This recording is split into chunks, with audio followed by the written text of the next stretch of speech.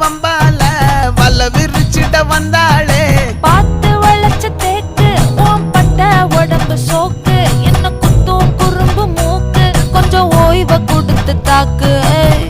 என்னடி சித்திரமே இங்க நீ பத்திரமே சொல்லு